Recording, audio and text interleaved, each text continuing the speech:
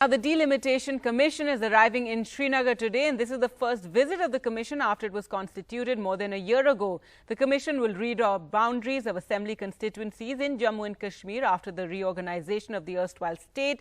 The visit has also come soon after Prime Minister held an all-party meeting on J&K and urged all parties to participate in the delimitation exercise.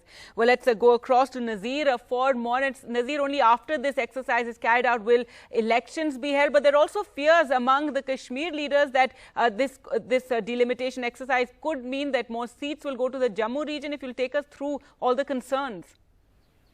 Well, wherever, delimitation happens anywhere in the world, in most parts of the world, there has been the fears of gerrymandering and cracking and packing and boundaries being drawn in such a way which favors a certain, class or the ethnic group or the political party. And here also, these fears are there.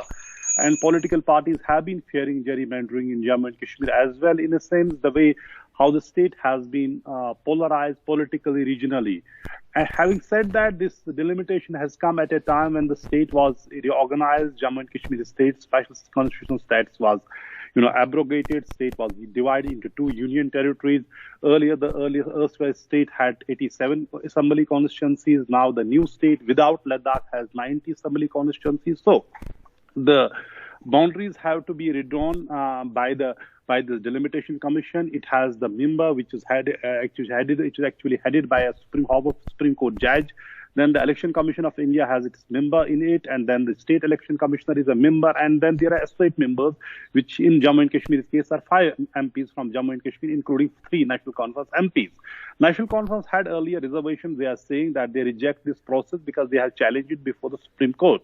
Now it's clear that the National Conference is actually participating in the proceedings of this commission, and all the political parties have sent the list of their leaders to attend their meeting today, except the PDP. They have not sent the list of them, their representatives who are going to meet the Delimitation Commission, who are starting their exercise in Jammu and Kashmir soon after the recent, all-party meeting convened by the Prime Minister, where Prime Minister urged political parties to participate in Delimitation Commission, and elections will take place after that.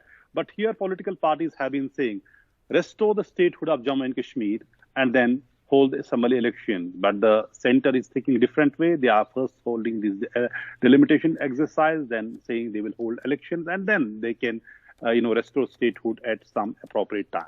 Gargi.